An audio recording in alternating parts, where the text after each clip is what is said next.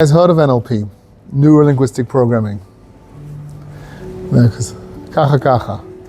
It's very strong in the Israeli world, but with English speakers, I find a lot of people don't even know what it is. I'll tell you it's like a nice metaphor to understand what NLP tries to do. Imagine you're in a wheat field. It's a huge wheat field, and there are paths around the wheat field. And you're standing there in the path, and you can see the house behind the wheat field, and you want to get to the house. And you can go along the path all the way around and get there, or you can cut through straight. And that's what NLP wants to do, to cut through straight without going around.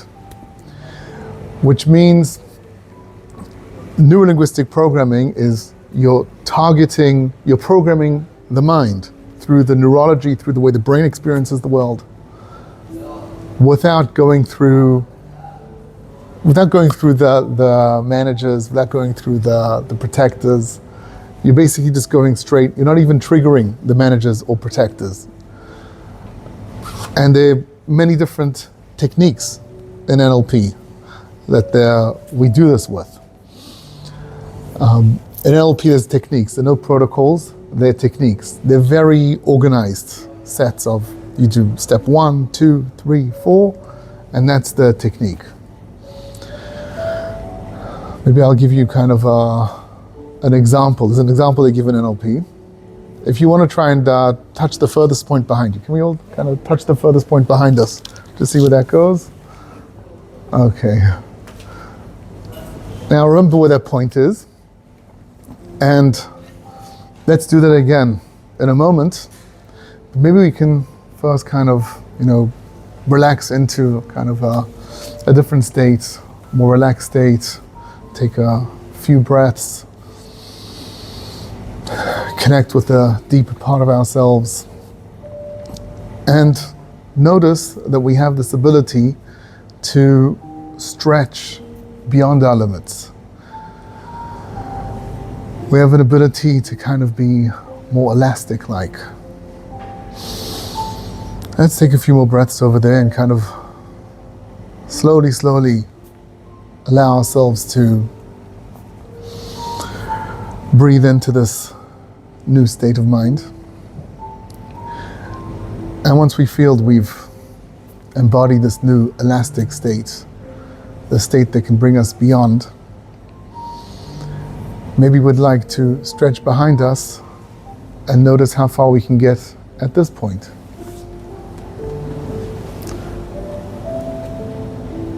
And how does that feel? You notice you can go further than the point you were at before. So what we did over there was just kind of a guided meditation, but in all our guided meditations, we use a certain language, right? The neuro-linguistic programming is the programming the neurology through the language. NLP was started by two important figures, Richard Bandler and John Grinder in Santa Cruz, California, back in 1971. So this predates most of the models that we know. It's definitely before IFS, right? IFS is the early 2000s, late 90s. It's before EMDR. It's even before CBT. CBT is in the 80s. So it predates all of those models, the early part of NLP. NLP's gone through a few generations and it's gotten much wider. Today, when you say NLP, you're talking about a huge toolkit that includes everything. It includes talking to parts. It includes the eye movements. EMDR got that from NLP. NLP was the first to break through with the eye movements. That it's a little different. It's not bilateral stimulation in that way. You're talking about a much earlier model. So there's a few presuppositions in NLP that they teach. By the way, I'm a trainer in NLP. and I actually give over courses. All the courses that I give are always in Hebrew. I never speak about NLP in English. So this is different to speak about it in English. And NLP started in English. So the names of the techniques are all in English. So in the courses, I might teach about the fast phobia cure. Or about modeling. Modeling is actually how NLP, if we go into how they started, John Grinder and Richard Bandler weren't therapists. What were they? They were total geniuses. John Grinder was more into, he was a professor for linguistics, and Richard Bandler was, he was more of a student at that point when they started together. And they decided to go to the best therapists that were known. I want to say in the world, but it's in America at that point, and model them and learn how they're doing what they're doing, and take out what they're doing and make it into a model that other people can follow. So they went to Milton Erickson. We've all heard of Milton Erickson. Milton Erickson was a hypnotherapist, and he's world known. And they would sit there and model him. They sat behind like a window where they could see what he was doing, and they would write down what he was doing, and they developed different algorithms, different ways that he did it, different techniques. And afterwards he would ask them, I want to see what you wrote, because I don't know myself how I do it. Because he's at a place where he's doing it unconsciously already. There's levels of learning. The lowest level of learning, he also teaches in NLP, the 4 levels of learning according to Heidegger. The lowest level is not being conscious that you're not conscious. You don't know what you don't know. You don't know what you don't know. Right, that's the lowest level. Then it's knowing that you don't know. Yeah. Then higher than that is knowing that you know. But higher than that is, how do you say it, not knowing that you know. Yeah. Is not being aware that you know, just doing it as a skill. And so Milton Erickson was doing this as a skill. He was hypnotizing people as a skill. And he didn't know exactly how he was doing it. And Richard Bandler and John Grinder modeled him and made it into a technique that we can all learn. And when we do guided meditation, we're using a lot of those rules, a lot of the language that he used. Modern hypnosis comes from Milton Erickson. Right? There's classical hypnosis from more than 100 years ago from a guy called Mesmer, and he would use the pendulum side to side. And then Milton Erickson did it in many different ways, kind of just through talking. And so modern hypnosis comes from Erickson, and it's NLP that developed the model that we can learn. And we all use pieces from NLP in different ways. NLP never became an evidence-based therapy. So that's why Bandler wanted everybody to be able to learn it. He didn't want it to be something which is closed. He tells a story that once he was in a restaurant and they told him that the guys that can sign you up to be an evidence-based therapy, something that Dick Schwartz did, right? The IFS is EBT, evidence-based therapy. So the guys that sign you up are here in the restaurant, you can go talk to them. So he sat down with them, and then they said, okay, we saw NLP, we're very impressed. You have to now not invent any techniques for the next 3 years. Leave it the way it is. For 3 years, we need to bring people and kind of see that it works on them, and then it'll become evidence-based. And then the Kupa will pay for it. And so he said, no, I can't stop it from developing. I'm gonna stunt its growth for 3 years. What are you, crazy? So he refused. There are other reasons beyond this that I would say also that he refused, because therapy is it's gonna limit it. In any event, it's gonna limit it. It's gonna mean that there are gonna be certain ethical questions that are gonna hold it in, and he didn't want that either. It could be that later on he regretted this a little bit. He tried to copyright it. He needed money, so he tried to copyright it. He didn't manage. Not like Dick Schwartz, who managed to kind of copyright IFS. So he took a different route, and he's still alive today, Richard Bandler. He's very old, and he does workshops sometimes, and yeah. So in NLP, you have presuppositions. When you start from a place, I'm not going to tell you why you need to believe this, but this is how it is. The map is not the territory. Have you heard this before? I have a slide over here. Yeah. And when I give these courses, I'm always working with slides. So I printed them out. The map is not the territory. When you look at a map, you might see a road like this. But the territory is actually, look at this. He has to go all the way up and all the way down. It'd be kind of like driving here today. It was a 2.5 hour drive. You got stuck in traffic, no? Oh, you went earlier. You went earlier. There was terrible traffic. I left at 2:15. Yeah. So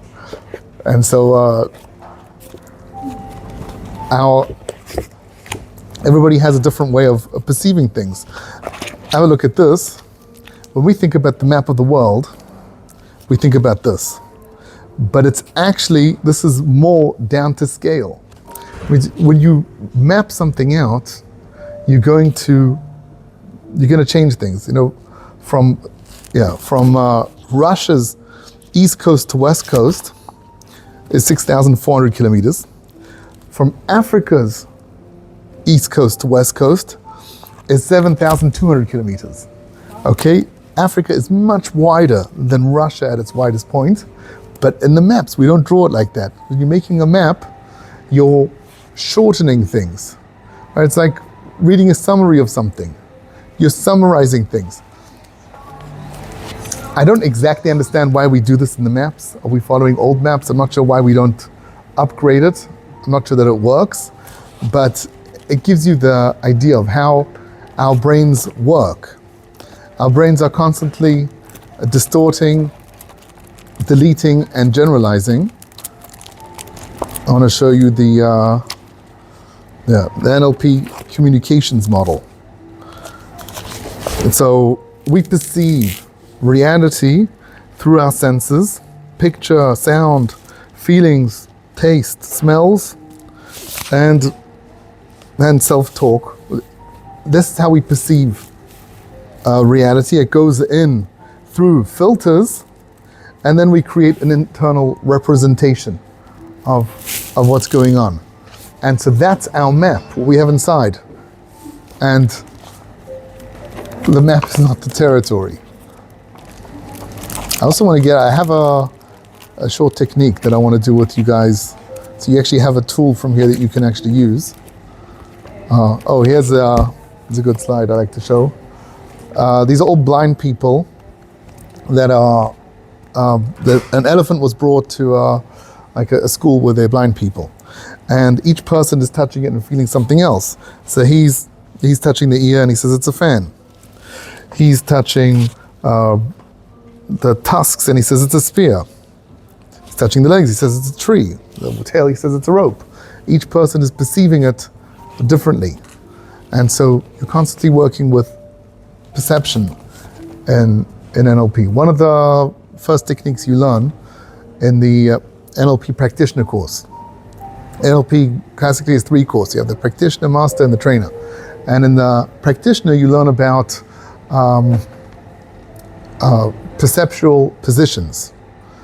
And let's say somebody comes into you and he says, I do this all the time, people say that they got into a fight with his wife. So I say, okay, bring him into more of a meditative state. Can you hover up, and I want you to embody her. You know, you are now your wife. You are as old as she is. You look the way she is. You're in her body. You're seeing it from her eyes. What do you see now? And so that's working with the perceptions from the different angles. And in IFS, right, it's one of the 5 Ps, perspective. Okay, this is also a story I tell in my NLP course. It's a very cool story. In 1770, James Cook discovered Australia. Australia was discovered very late. He made it all the way down under in 1770, and he took his boat into what's Sydney today, and the Aborigines, the locals that were there, they were very primitive. They were still living in tents and caves, and the only weapons they had were like spears. They were more primitive than even the Native Americans. And this is in 1770. And when his ship came in, it's a huge ship, the Aborigines couldn't see the ship. It was so far beyond what they knew. Like, what am I going to compare this to? It's a tower floating on the water. They'd never seen a tower. They'd never seen a ship. They'd never seen anything they can compare it to. And so he was traveling next to them, and they weren't even perceiving that he was there. Usually when you see a ship, you go over and you look. But it was something they couldn't even see. And so it took them a few hours, and only after a while, they managed to kind of process this in their brains, and they came up with their spears to kind of, check what was going on. And then he did some sort of introduction to kind of... The Gods Must Be Crazy. What? Do you remember the movie, The Gods Must Be Crazy? No, what's that movie? The Gods Must Be Crazy?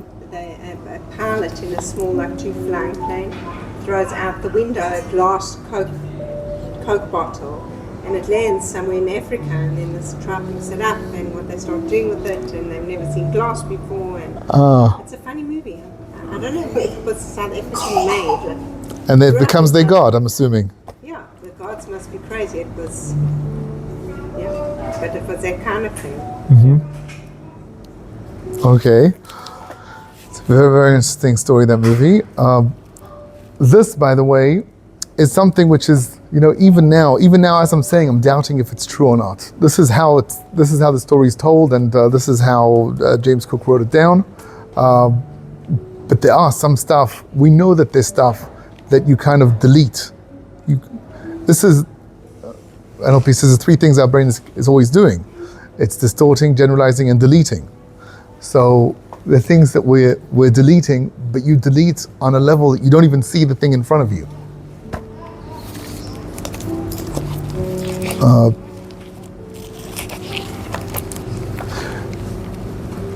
There's another story they say, it's a glass of milk. The story they say about, I don't know if this is a true story, but it's a story which is well known.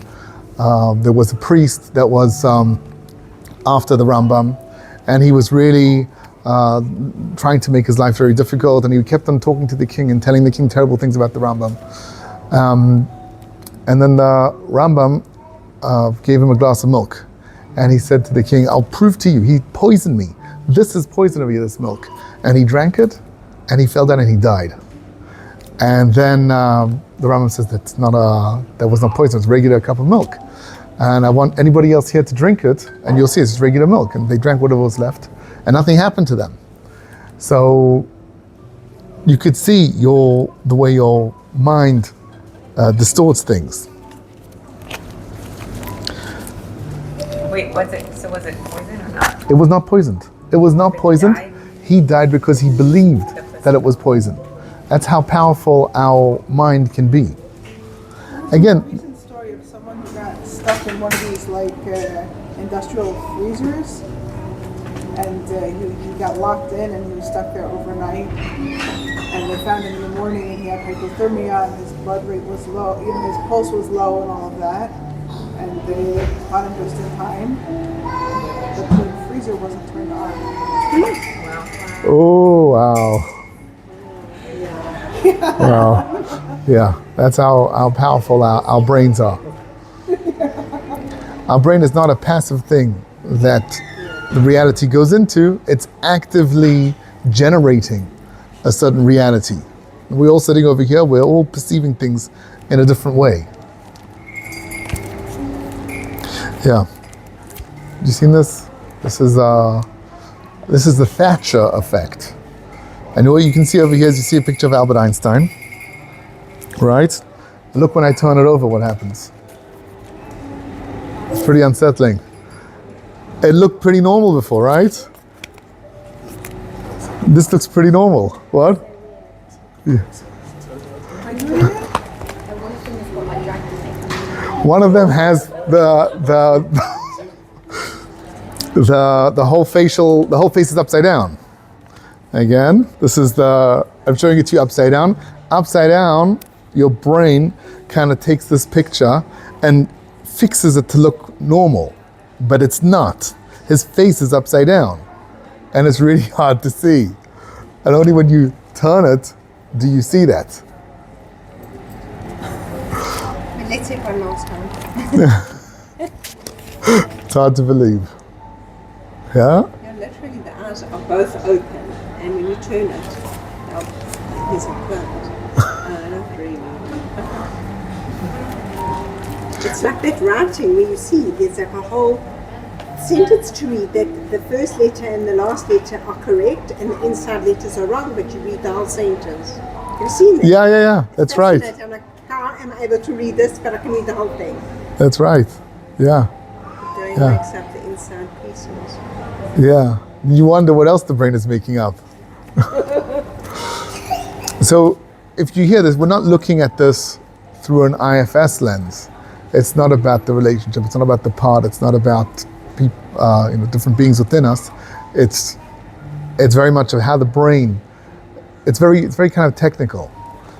To me, a little bit reminds me of Freud, and kind of pathologizing things, like our brain works in a certain way. Well, do you want to think an IFS perspective? You could say that the parts are trying to make sense of things that don't really make sense, trying to fill in the picture. The elephant trying to fill in, based on previous experience, what is this?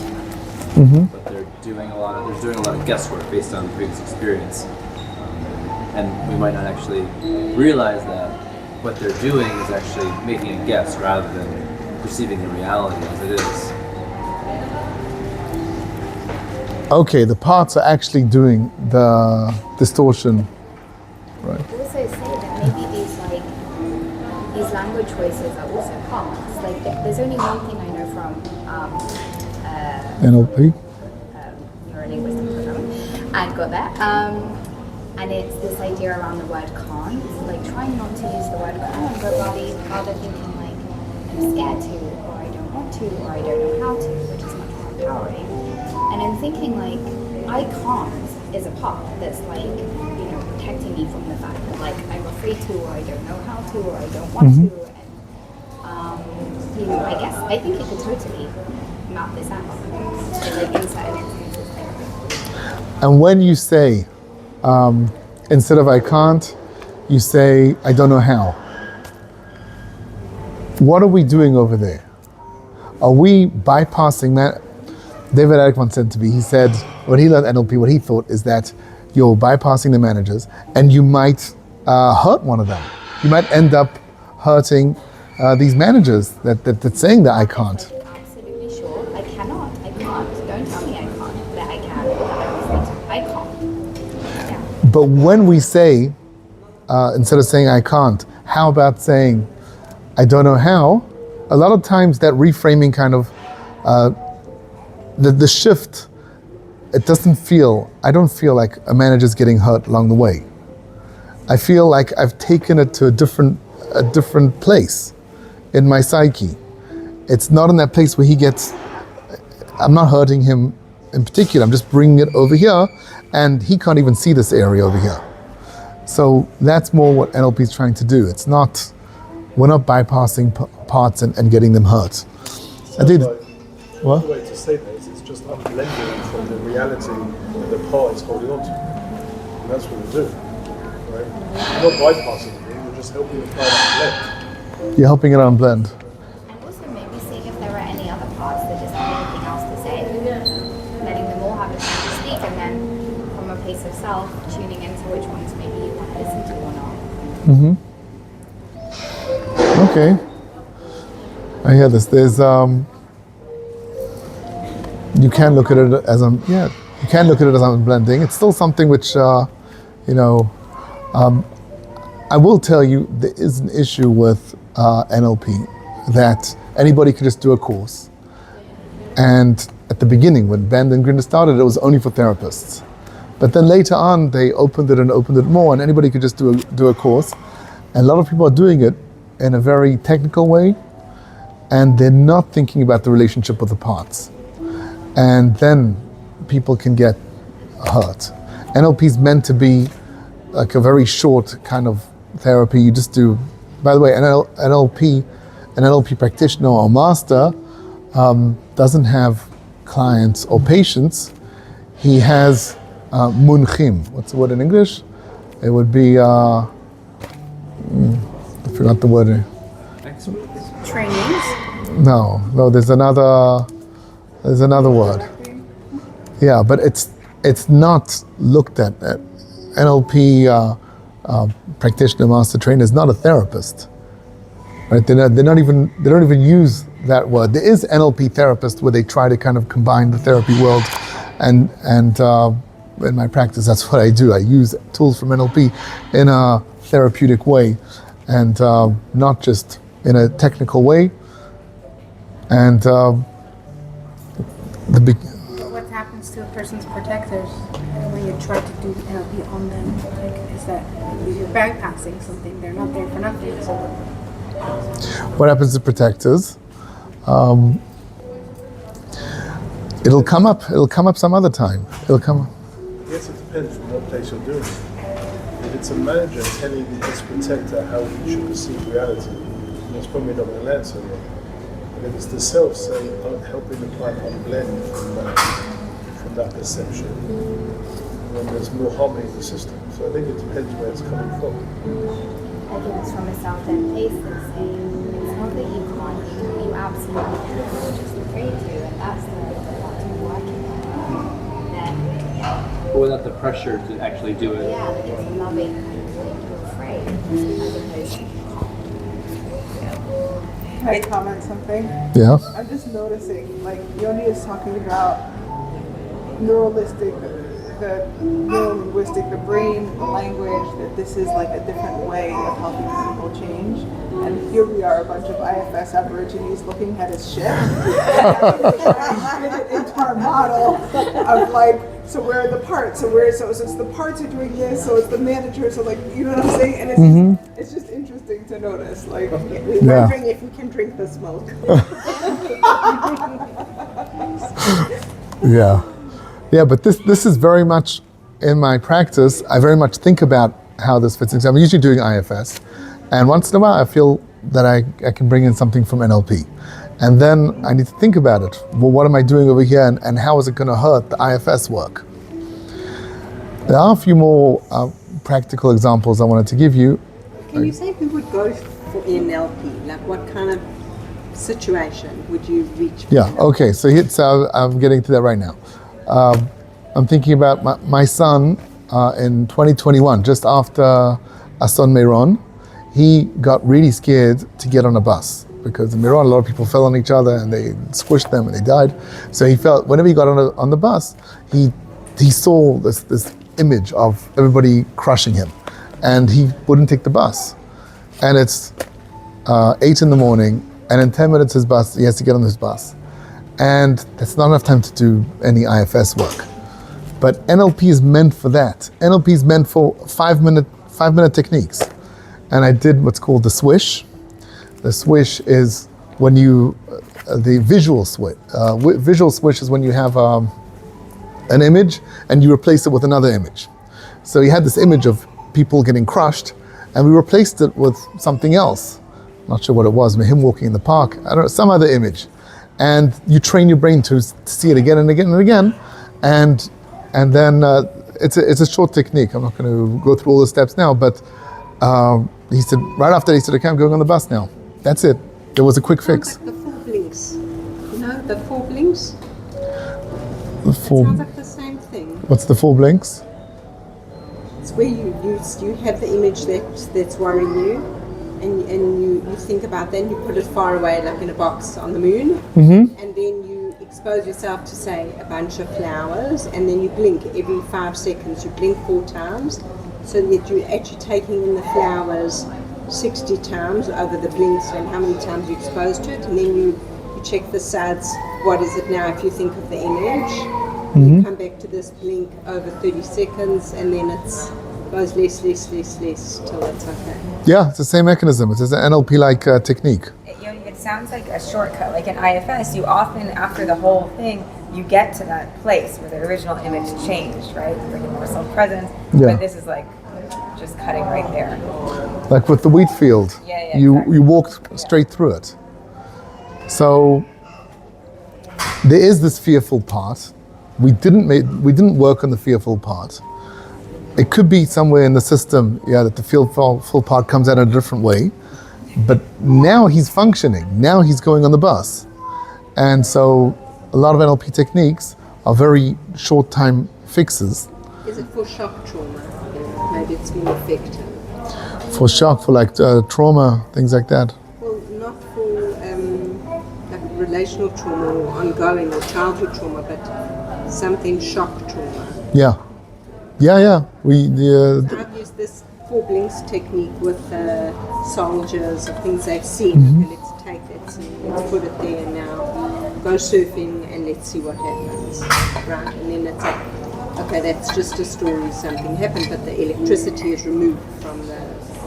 Yeah. So that's what we're doing in NLP, and usually with traumatic situations, you want to do what they call more dissociations. When I use the word dissociation with therapists, a lot of them get kind of I'm picturing the two things. you're just like moving away from it, like I guess with pendulation is classic therapy where you like zoom in and out to the trauma, then you take them to the flowers and then you take them back to the image and you pendulate. yeah, and that kind of tricks the brain into switching it. Yeah.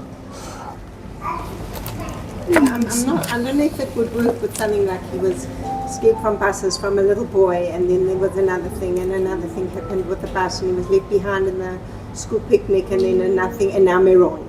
Like if there's, I think when there's like a one thing that happens, this goes through the wheat field. But if there's like a real story behind that needs witnessing and Yeah, for sure. If he was validation and acknowledgement and some care around it and self-presence and feeling like... for sure, that's the real work. Yeah. There's something that really scares me about using NLP. There was a time that I was using it all the time, and somebody came up.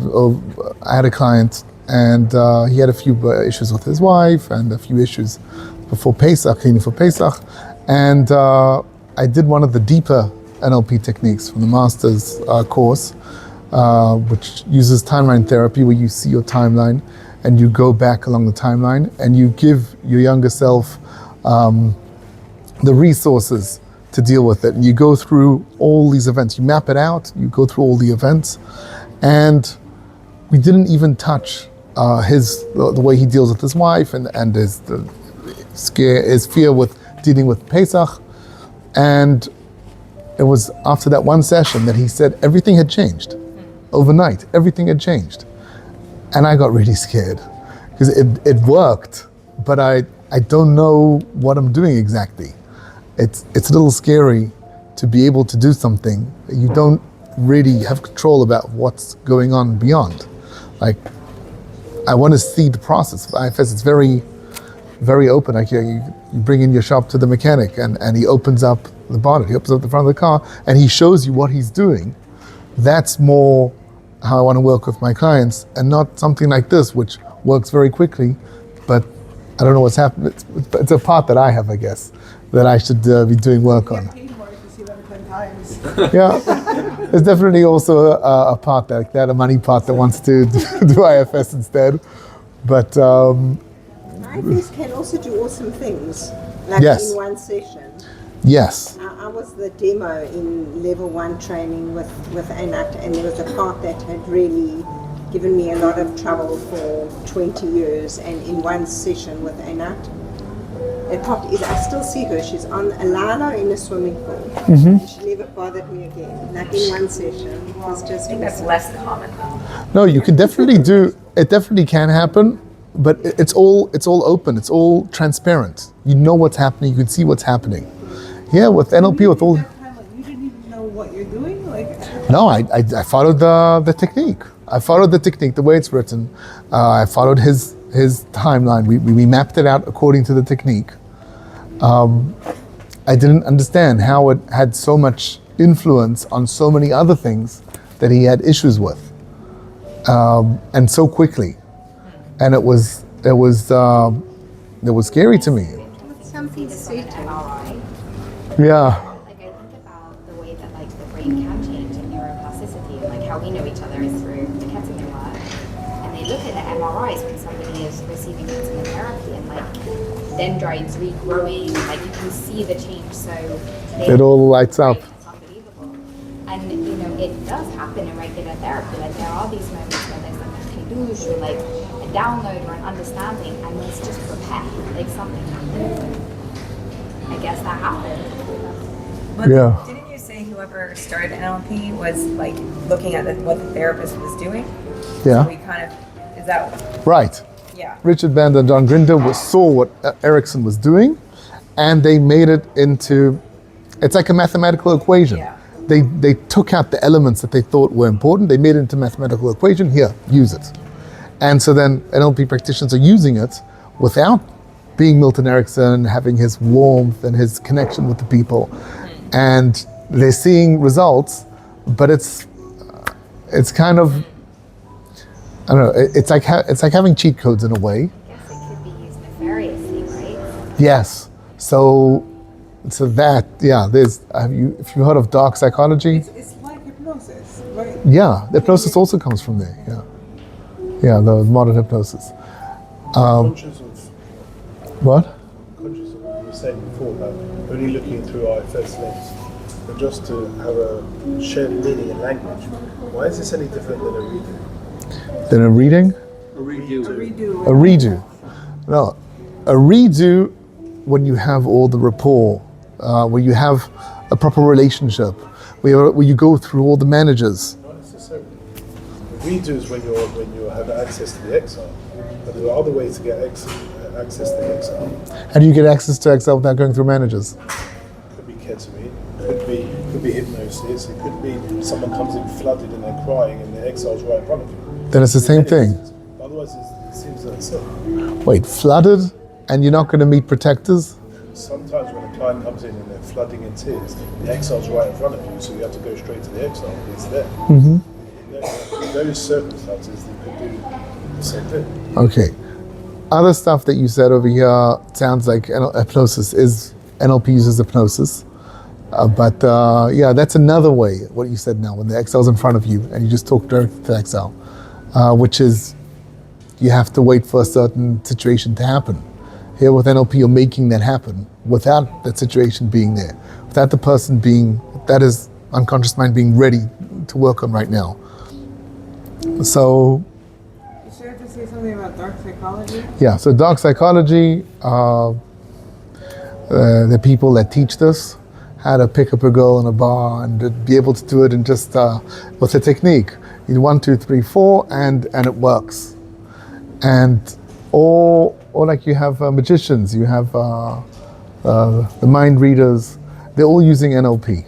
So NLP was taken to a non-ethical way. It's about gambling and like playing chess or Yeah, and using manipulative kind of tactics. Yes.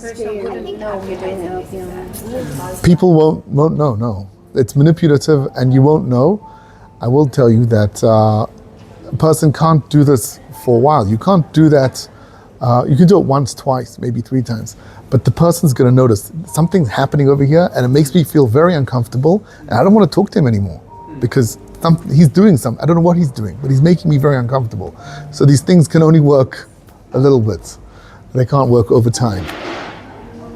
And so when you come to an NLP session with an NLP practitioner, so it's also only a few sessions, but you're open and you're ready to accept whatever's coming, and the person's using it in an ethical way for good, right? Not for dark psychology things.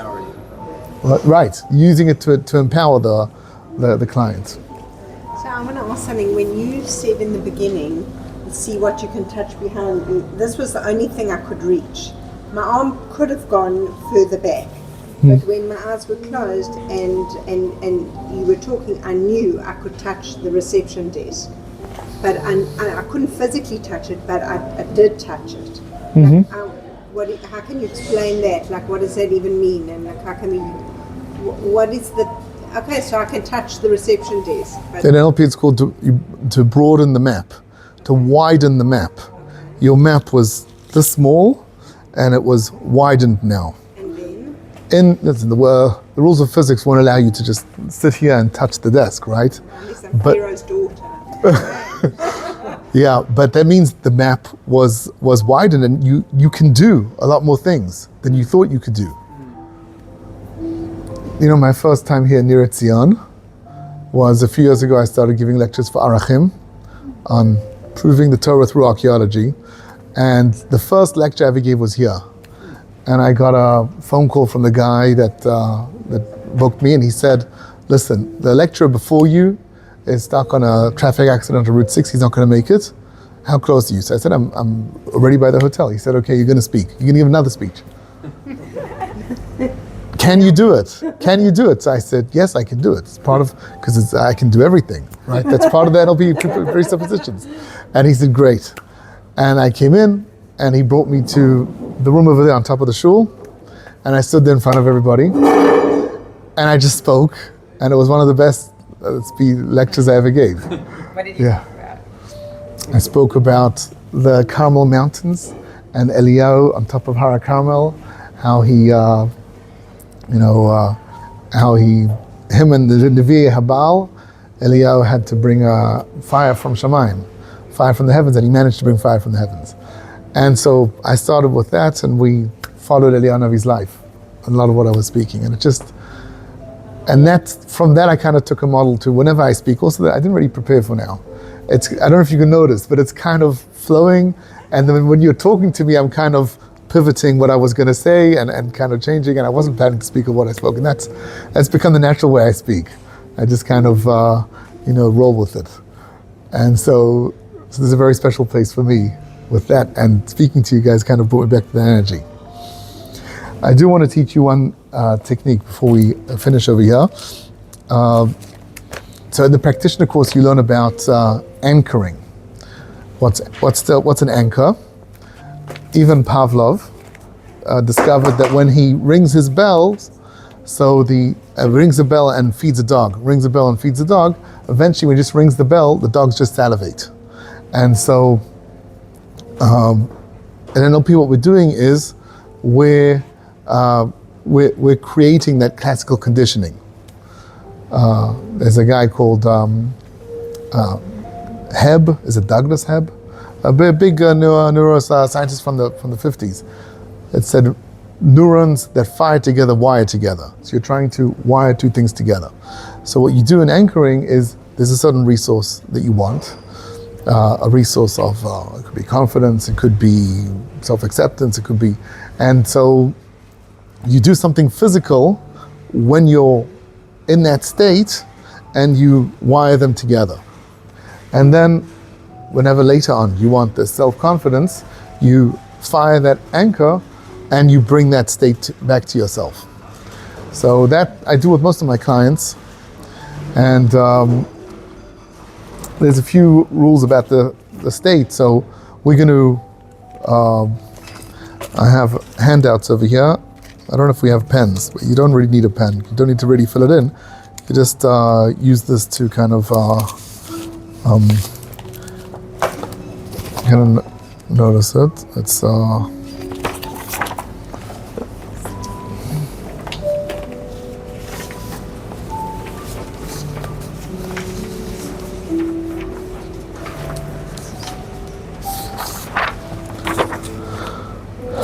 okay, so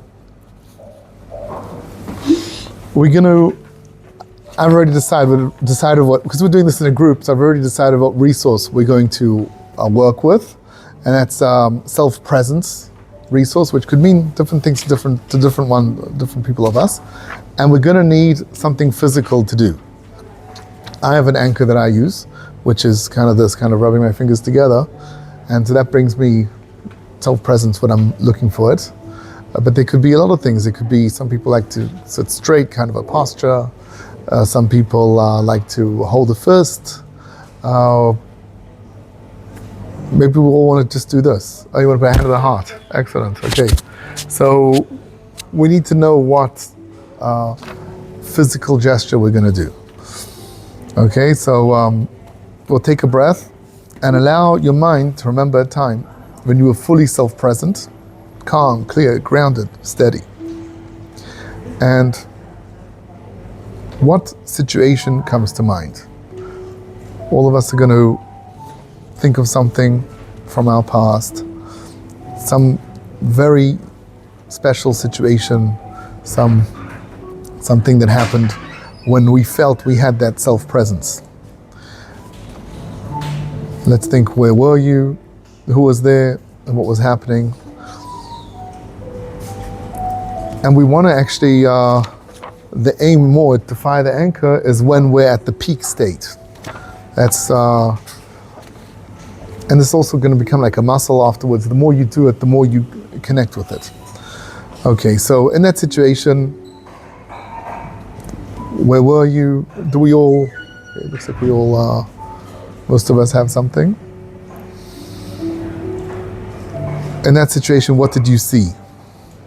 Let's notice the color, the brightness, the distance, the size, the focus, the movement. Whether we see it through our own eyes or whether we see ourselves in that picture. In that situation, what did you hear? Notice the volume, the tone, the speed, the location of sounds, the inner voice, or lack of inner voice, the silence. And then the most important part is, what did you feel? Notice what you felt, where in your body. Notice the temperature that you felt. Was it warmer? Was it cooler? Notice the movement. If there was pressure or lack of pressure, is it more expanding? Or is it more in the center?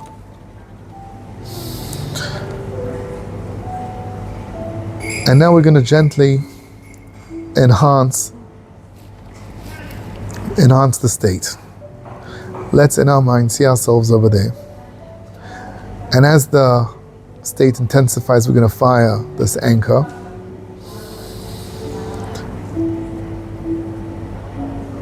Let's brighten the colors. Let's make that image bigger, brighter, more colorful.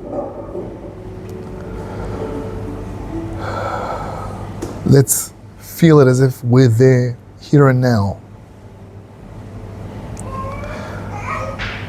In that situation, we're going to notice also what we can hear and those sounds.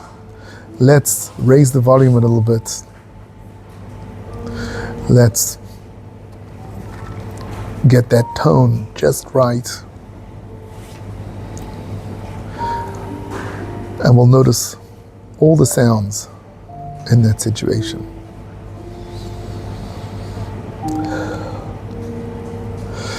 And now let's move on to what we felt. What are we feeling? Where in our body?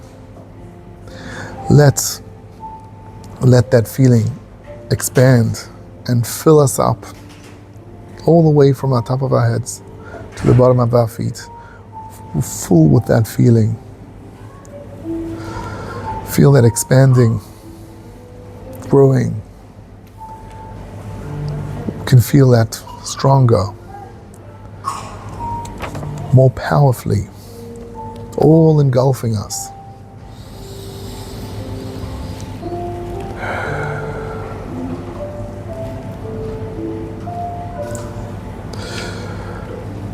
We can slowly release. We'll spend as much time as we need in this state, firing that anchor. And in a moment, we're going to slowly but surely hover back into our bodies, back into the here and now, once we're ready. And once we're ready, we can come back to the room and open our eyes.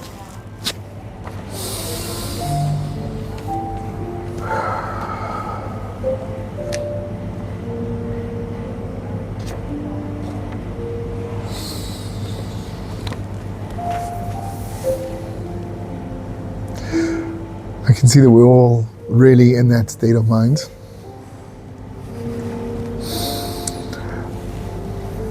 There's something else we're going to do. There's something that we do in NLP, which is called a break state, which seems very counterintuitive. It's kind of to take yourself out of the state. And then afterwards we fire the anchor and we see how well it works. It's kind of to check it.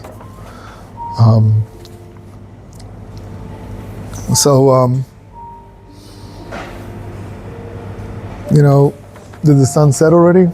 No, the sun's pretty set. It's pretty dark outside now. That's going to be our break state. Now let's fire the anchor and see how well it works. Okay, just fire the anchor without even thinking about it. Just do the physical gesture that we did.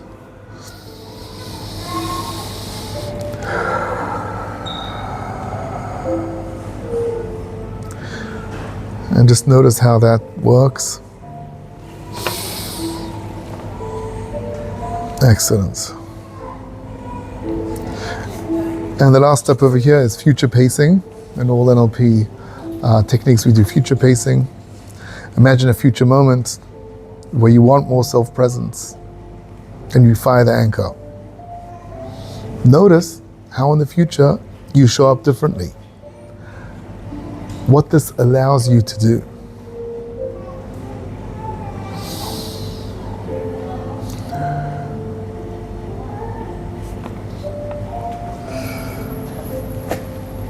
Okay, so we've pretty much concluded what I wanted to speak about. How was that for you guys? Anybody want to share? It's very similar, yeah. This is similar to? EMDR. Oh. Doing past, present, and future, finding in nature.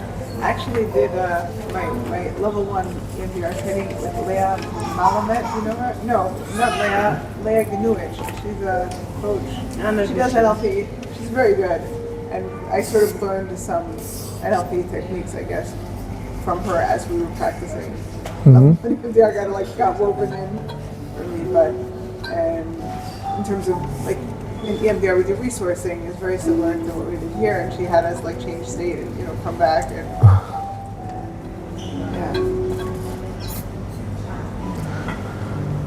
Okay. Thanks, Amy. I feel more relaxed. Thank you very much. You're very welcome. So some announcements, and we have dinner now. I don't know where. It's right here. Right there. Okay. So we have dinner at 8:30. And you don't want to miss this. Thatcher and I have cooked up some Adar appropriate IFS games, Mishigas. It's the healing and the craziness all together. You're going to love it. And it's going to be upstairs. Up here there's a room, there's one of these smaller conference rooms called Bustan. That's going to be our room. We just write Bustan on the group. How will we find it? Up these stairs. Up these There's stairs. only like 3 rooms. Yeah. One of them's called Boston. One of them is called Bustan. That's our room. And Have nasıl düştüysen.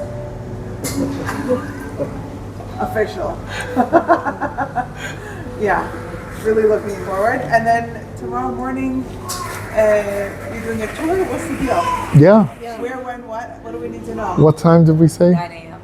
9 a.m. What time is breakfast? 7:30. Okay. We'll meet here Okay. and we'll go together. We'll go down towards the forest. We don't need cars. We're just gonna walk. I was thinking of just, how long do we have? How much time do we have? We're starting at 10:30. 10:30 is our opening circle. 10:30. 11. I need to, at 10:30. I need at least half an hour to get set up. Yeah, so it's best Okay, not. I just wanted to go through the Carmel Forest over here, whatever we can get to. So wear sneakers, are you saying? Yeah, Yeah. yeah. I was thinking it was more. About an hour, 9 to 10. Yeah. Like 9 to 10. Okay, and you said breakfast is from 7:30. Okay. Awesome. What about doing it like really early, super early? They have to Like daven. 7:30 to 8:30. Probably is doubling to 7:30. 5 to 6. I don't think Yoni would. Let's go right now. 7:30 till 8 or what? Oh, it's Torah reading. 15. Okay. Did you bring like a little speaker thing? Yeah. Okay, awesome. I have a song. I didn't get to listen to it. I saw you sent it. I'm like, I've been, running to get here. Yeah, that's nice. I have a little the Shtusa song actually. Yeah. Yoni, I came very critical, right? You asked who's coming to NLP. I was like, well, somebody who want fast, and are like allergic to therapy. So like, very critical parts about it. So that helped to hear more about it. Thank you. And also, you said something about how you give lectures. I do the same, but I'm also very critical about it myself. And you just gave permission, like, you know what? This is how you do it. So go with it. It's fine. Thank you. Take home. Yes. And you didn't even realize, like you didn't. There was no intention of that, but I'm taking that. Yeah. Oh, excellent. Excellent. I love it. That's what like Okay, so sports. there's no melted It's Shtusa for you guys. my brain, but like with sports statistics, like people can do things now that it's like they never thought possible. It's because somebody broke the record and that became the new map. Yeah. Now, Yeah. now it's like you can Right. break. Or I always tell my kids, don't say I shouldn't forget, but say I should remember. But I get it. Yeah. That's the reframing of the words, right? When my kids were little, someone said, don't tell them what you don't want them. Your boundaries. Right. Right. Sounds like a good rule.